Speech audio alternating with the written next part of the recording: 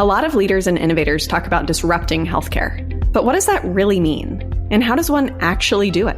On Life-Centered Healthcare, we dive into these questions and more, talking to innovators who are leveraging Clay Christensen's theories to transform our healthcare ecosystem. I'm Ann Summers-Hogg, Director of Healthcare at the Clayton Christensen Institute, and I hope these stories help inspire you along your journey to transform health and care. Welcome back, listeners. I'm thrilled to be back today after maternity leave, and it's great to be back in the studio with Dr. Zev Neuwirth. Today, we'll be talking about his newest book, Beyond the Walls: Megatrends, Movements, and Market Disruptors. We actually discussed so much in today's conversation that we're sharing it in two parts. So across these two episodes, you'll hear us tackle a number of healthcare hot topics. We'll discuss drivers of health, the concept of contextual care, vertical integration and partnerships, as well as a few key theories. Mostly, we'll look through the lens of business model theory, disruptive innovation, and jobs to be done. Now, before we dive in, I want to introduce you to Zev. If you don't know, Dr. Neuwirth is a healthcare executive with over 15 years of clinical practice and over 15 years of experience in clinical operations, process improvement, population health, and innovation. He most recently served as the Chief of Care Transformation at Atrium Health, now part of Advocate Health. In 2017, Dr. Neuwirth launched an award-winning healthcare podcast entitled Creating a New Healthcare, with nearly 160 episodes to date. If you haven't listened, I highly suggest that you do after you've listened to this episode. In 2019, he published his first book, Reframing Healthcare, a roadmap for creating disruptive change, which achieved #1 status on Amazon in the category of hospital and health policy. In September, Dr. Neuwirth published a second book, Beyond the Walls. This book is the topic of our conversation today, and it has already achieved the #1 new release on Amazon hospital administration and healthcare delivery. Zev is an alum of Tufts University and the University of Pennsylvania School of Medicine. He received a master's in healthcare management from the Harvard School of Public Health. He also lectures at the Yale School of Public Health, as well as the Harvard School of Public Health. I'm lucky to call Zev a colleague and a friend. So without further ado, let's jump in. Zev, I like to start with why. Could you share why you wrote Beyond the Walls? And also what you mean by that phrase. My career was day job, physician, then manager, physician manager, then physician executive, and process improvement and quality improvement, and chief medical officer, and then chief clinical executive and population health director, and strategy and care transformation. And that was sort of my trajectory in my so-called day job, in my profession, my career. And then about 10 years ago, a number of things happened to me. They were professional and personal, and really both. And I think, Ann Summers, as you know, one of which was that my own mother passed away from an elective procedure in a fantastic hospital with phenomenal physicians and teams. And it was a completely preventable death. And what's shocking about that to me, obviously personally, it is still traumatic to myself and my family, even 7 years after the fact. But what's shocking is that is a reality for hundreds of families every single day, that they lose a loved one in a completely preventable situation. And there is no other industry that would accept that. If this happened in the airline industry or any other industry, it would dead stop, and something would be done about it. And again, I'm not criticizing, I'm just sharing the truth and the reality. And whether you believe it or not, the numbers show somewhere around 400,000 people in America, in the United States of America, die every year in hospital systems, in healthcare systems, preventable deaths. And whether you think it's a little lower or a little higher is not, we could debate that and look at the literature, but the point is that it's true and it's real. And so that happened with my mother. Then within the same year, my own doctor, my primary care doctor, who was actually a colleague where I was working, committed suicide. He was seeing patients all week long. I had actually spoken to him earlier in the week on the phone, and I will never forgive myself because I heard something in his voice that I didn't follow up on. And that Friday evening, after a full week of seeing patients, he got into his car, drove to a park, pulled out a handgun, and shot himself in the head. And again, the sad fact is that that's not an isolated incident. That happens every single day in this country. And it belies a much bigger issue within healthcare. Again, 1 out of every 2 doctors are burnt out, or they talk about it now. The experts talk about moral injury, which is very, very real and very upsetting to think about. And so, you go on and on and on. And I just had this epiphany in my career at that point in time, about 8, 9, 10 years ago, that what we were doing was incremental. And it wasn't going to solve the existential crisis. And I mean, we are in an existential crisis, whether you look at affordability, look at access, look at inequities of care, look at the racism, sexism, ableism, all these other isms that are embedded in the system. We needed to do something that was divergent and different. And so I did what I was really trying to figure out what I could do. And I began to, like you're doing now, I began to interview positive deviants, people who are really changing healthcare, who were doing something, building something, creating something, new initiatives, new programs, new companies that were really fighting these isms and combating them head on and supplanting them, replacing them with another ism, which was humanism.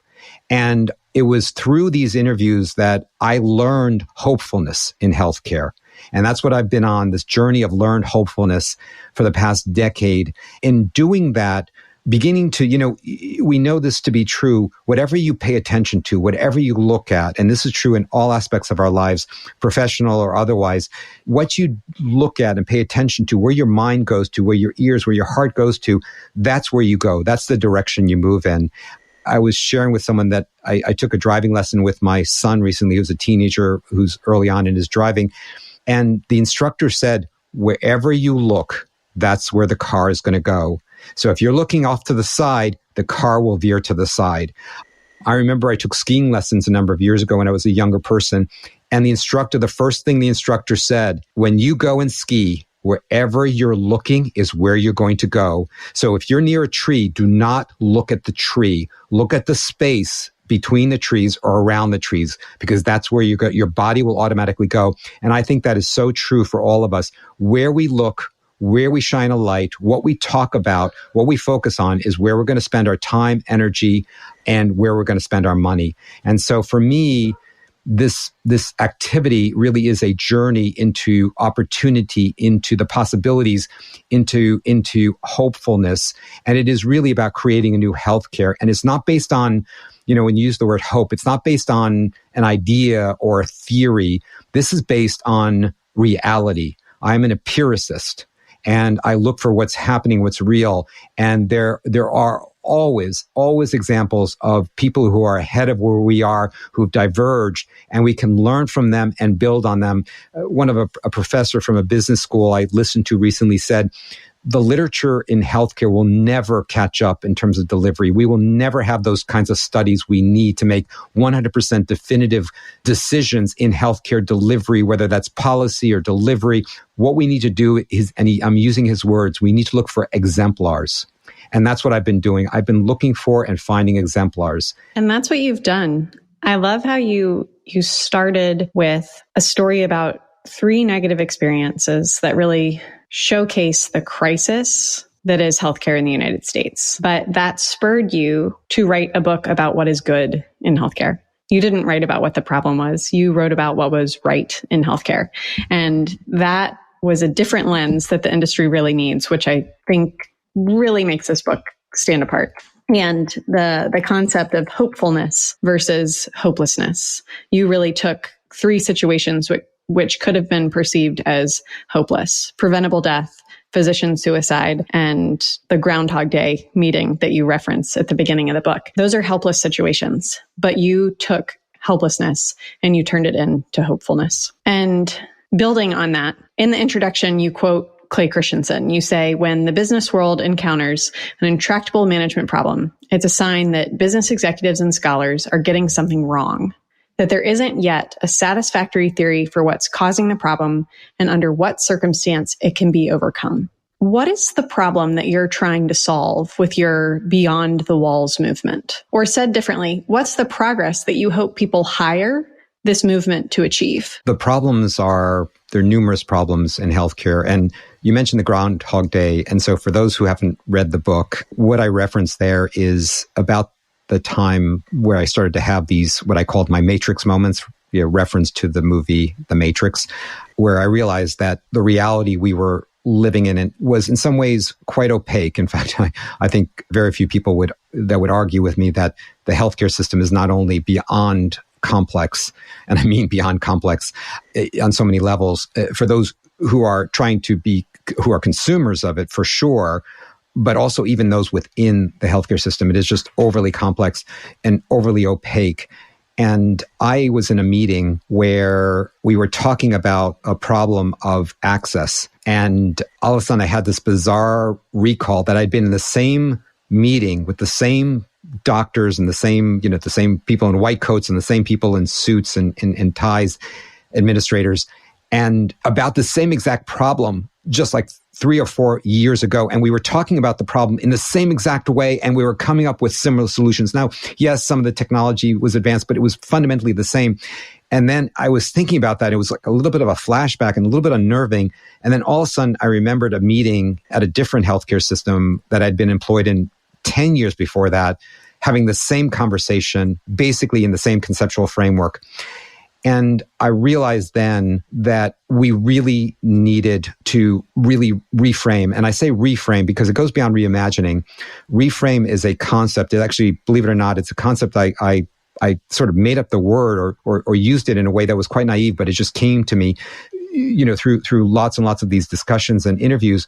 But reframe is literally a concept that has been used for hundreds and hundreds of years in different ways in science and religion and philosophy. And it's the notion of a really different orientation. Some might recall the work of Kuhn talking about the paradigms in science and how science advances by essentially reframing or reorientations that makes these leaps. And I think that that's what we need to do in healthcare. We need to reframe, and we need to, I use the word in my current book, beyond. Beyond does not mean outside, which is something I didn't explain explicitly in the book. And I've now had to talk to a lot of people about it because they say, oh, you talk about people outside. And I was like, no.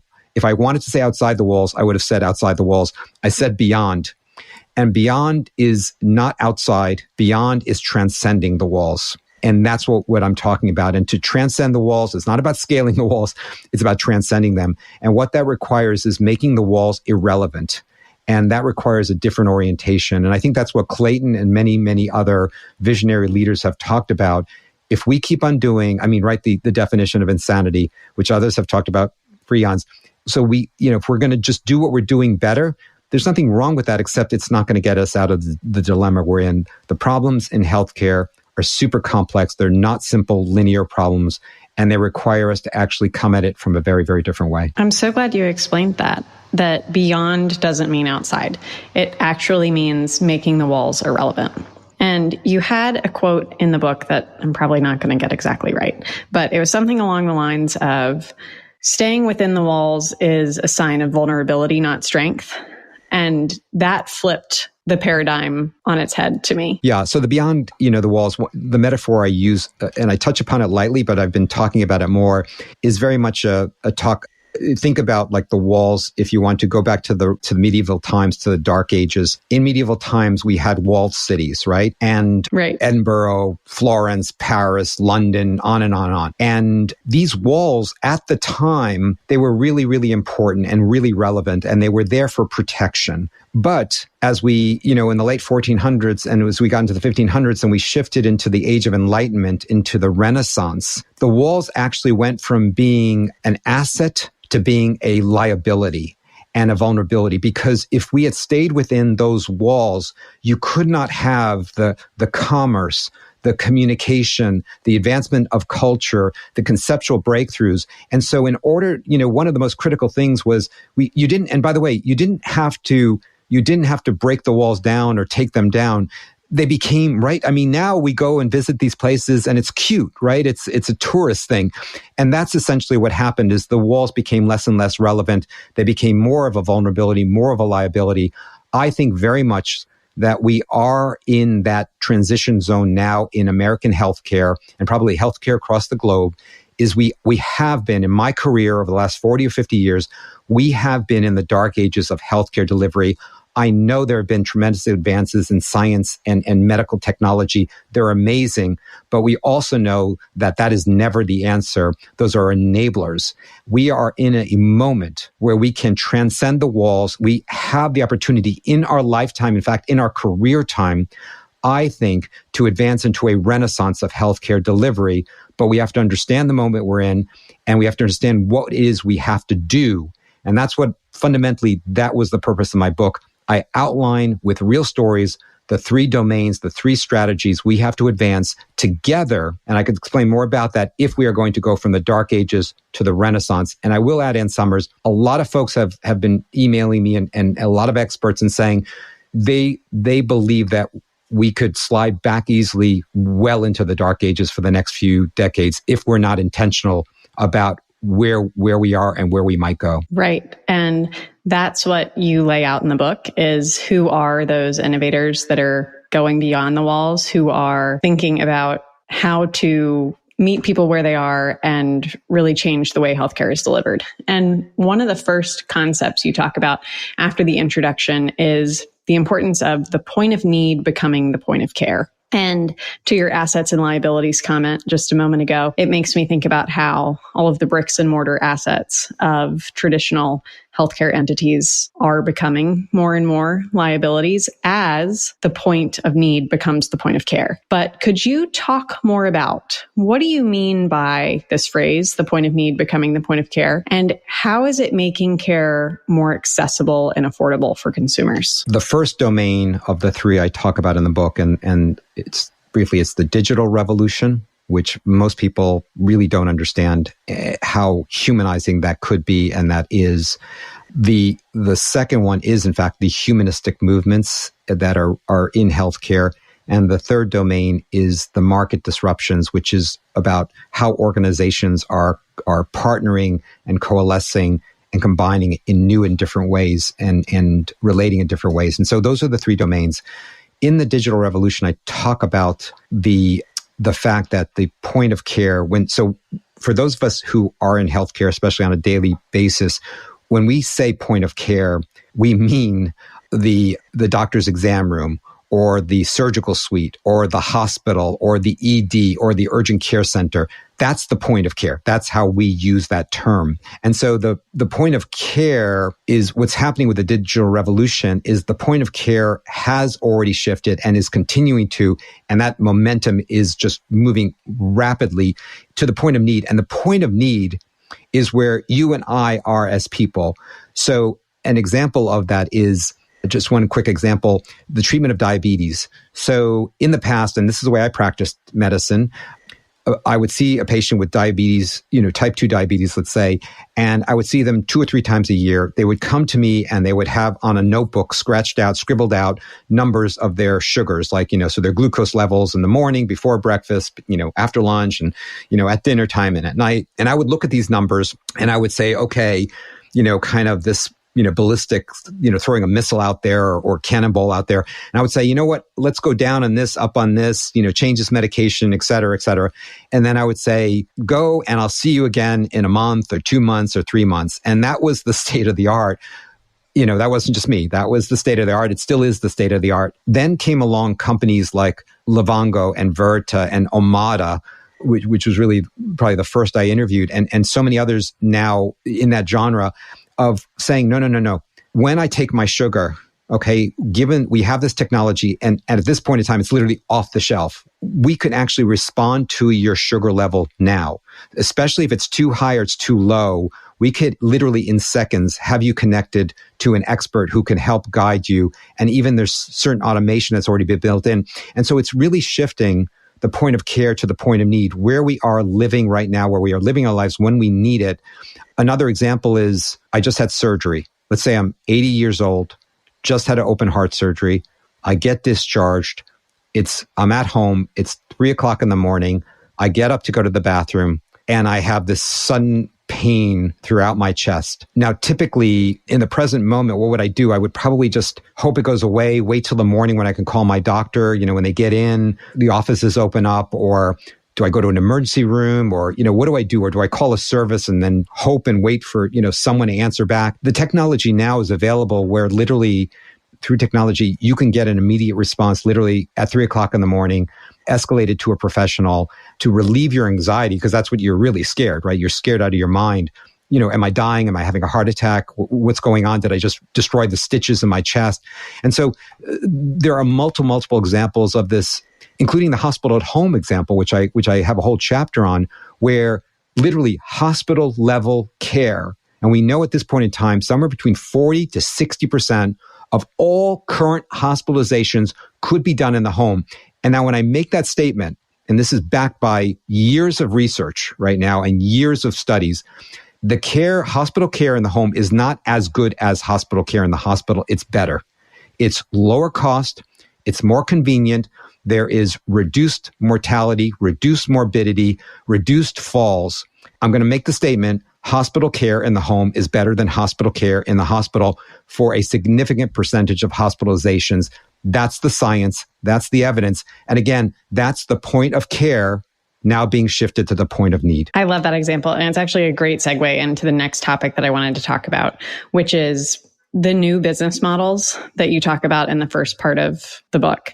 And we know multiple new business models are springing up across the healthcare landscape. You mentioned Omada Health, Renee, Transcarent, Allina Health, more. These are all net new business models that have been built from scratch. And listeners will recall that I often hearken back to the business model and note that once established, business models are quite resistant to change. That doesn't mean they can't be changed, but they're very resistant as they harden over time. So could you share some examples of incumbents that have altered their business model in order to go beyond the walls? Well, I have a whole chapter on this, and it's really about the new partnerships, but it is, to your point, about new business models. I think you're spot on, and I completely agree with you that it's very hard to change legacy business models that are core.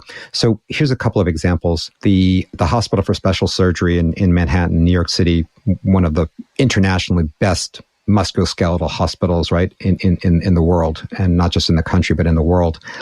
And they, during the pandemic, they began to do virtual visits for physical rehab. And they realized, wow, this is actually working. This is really good. We can get to many, many more patients, much more convenient for them, lower cost, much more accessible. And we can actually really help people with musculoskeletal issues through physical rehab. So the question they were struggling with this because it's not core part of their business model, as you point out.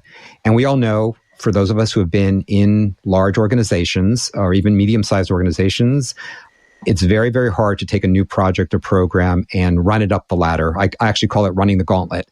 And because there's core businesses or business models within the business model, and now you're competing for resources, for executive time, for a championship. You're competing with IT for all the hundreds and hundreds of priorities they have. And so they realized that they were not going to be able to change their business model. They didn't want to dilute it or detract from it. And so they decided that they were going to do something really, really bold. I take my hat off to them. They're not the only ones. I have a whole chapter on examples of this. But they decided they were going to spin it off as a separate company. And they did. They spun off a separate company called Rightmove. So now they created a new business model that is still part of HSS, but it's subsidiary to it. So they set it up as an autonomous business unit off to the side, away from the core operations, where it was far enough away that it wasn't in direct competition for all of those resources that you were just calling out, right? Like IT and HR. And Yes. And yes, that it is, I would say this is a lesson from Clayton Christensen's book. So, but what they did in addition, which I think is super, super brilliant, what others have done, I have other numerous examples of this, is that in order to even lessen the competition, the internal competition for resources, they decided to partner with a VC firm. Now, again, really, really radically new. I think if you had said this, 3, 4, 5 years ago, people would have been like appalled. Not anymore. So they partnered with a VC firm, I believe it was Flare Capital and others that Flare Capital brought in. And that organization brought in some really, really important things. First of all, they brought in money. So I think it was something like $20 million in initial investment. So no longer was this virtual physical rehab having to compete with the internal resources within the Hospital for Special Surgery. Money was actually being infused in to support this new entity, this new subsidiary business model. It's not only the funds, But the venture capital firm knows how to do startups, right? They have the expertise, they have experts. So they bring in all this expertise. Here's how you do this in a way that will increase the likelihood of this being successful. Not only that, they have access to experienced executives in startups from all over the country. So they hired one of the best people they could find, and they did. They hired an amazing entrepreneurial leader who knows how to do this. And that's all that, that came in through this partnership with a VC. So that's an example. If you have time, another quick, go ahead, I'm sorry. I was just going to say that's a great example.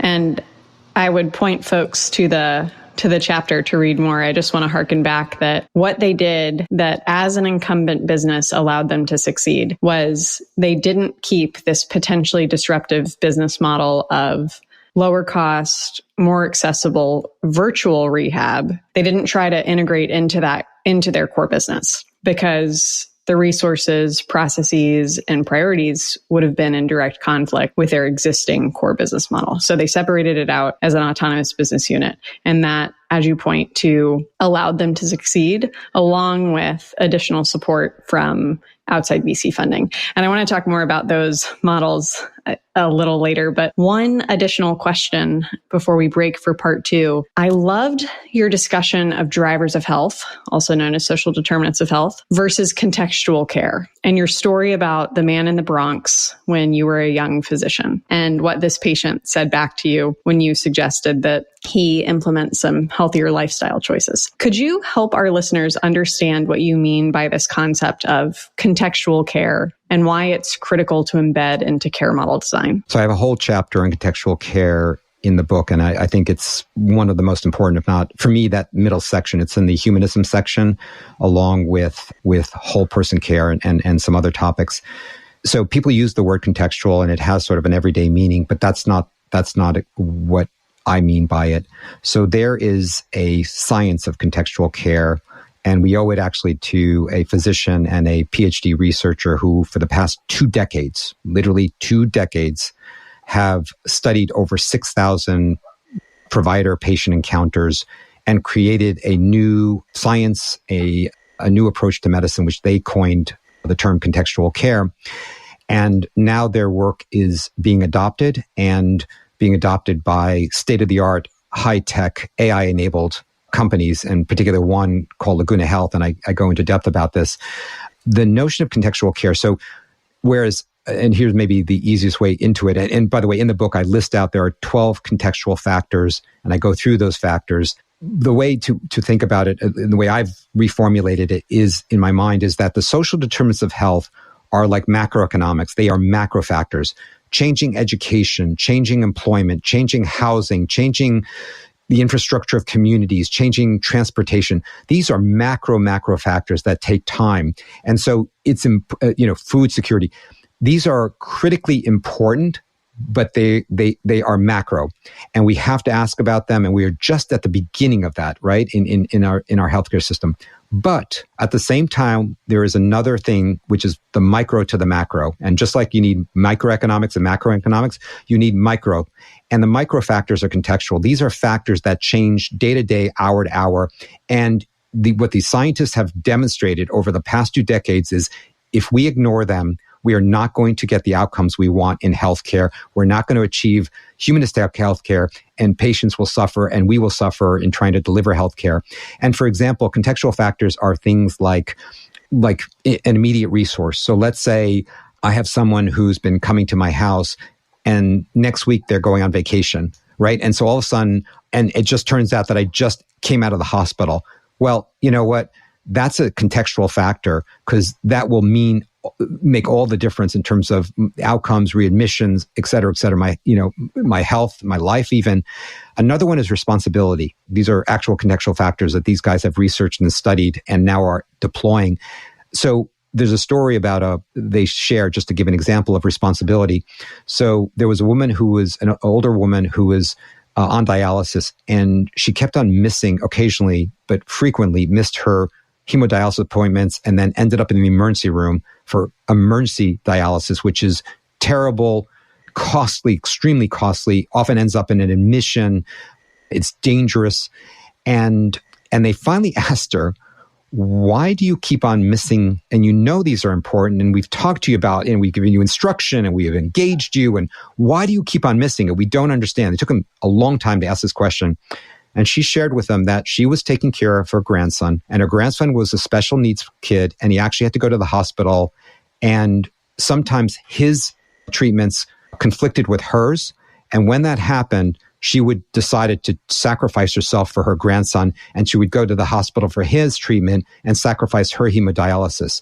Now, of course, you're thinking to yourself, well, duh, why didn't she just tell her doctors or tell her hospitals or dialysis unit that she needed to reschedule or something like that? Let me ask you a question. I'm a doctor. I've been in healthcare for over 35 years. I find it incredibly daunting to tell the healthcare system anything. I don't want to waste their time. They're smarter than I am. They're more important than I am. I'm scared. I'm nervous. I don't want to insult them. Imagine a frail, old Hispanic woman. Really? She's going to go tell the healthcare system something? I mean, that's not the way it works. And it's so opaque and so complex. And so she just didn't even consider it a possibility. And what they did is they said, you know what? As it turns out, we can actually bring your grandson's treatment into the same place, so you can deliver him, go get your dialysis, and they solve the problem. That's a contextual factor. There are 12 of them. What it requires is identifying them. And right now that's embedded in AI technology. So the computers can actually identify them. Then it requires a human to investigate them first, so to really get the core contextual factor. And then there's actually plans that have been created, action plans for these different contextual factors. And so we have to, if we want to achieve the results we want. By the way, the science tells us right now that even if you capture all the social determinants of health, you will still miss 50% of the issues. And I believe that lies in the contextual factors. Absolutely, because as you said, it's the macroeconomic view versus the microeconomic view. And you can't understand everything about someone's life if you're only flying at 10,000 feet above the ground. That's exactly right. We could talk about this book for hours, and I'm glad we have another episode to dive into last half of the book, where we're going to talk about the titans of disruption and how you move from being disrupted to being the disruptor. I just want to take a quick second to wrap up and thank you so much for sharing your insights with us today and highlight a couple things that I hope listeners walk away with. And the first is how you turned helplessness into hopefulness and the call to action that is for all leaders across healthcare. That you are inspiring folks not to break down the walls. That's not what you mean by going beyond the walls. It's not about breaking them down or going outside of them, but it's about making the walls irrelevant in order to look at the problem differently so we might solve it effectively. You reminded us that incumbents must keep potentially disruptive business models separated from the core. This is easier said than done, but it is critical. And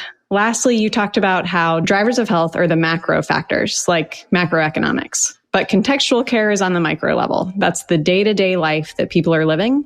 And if we want to impact people's health, we can't forget the contextual factors.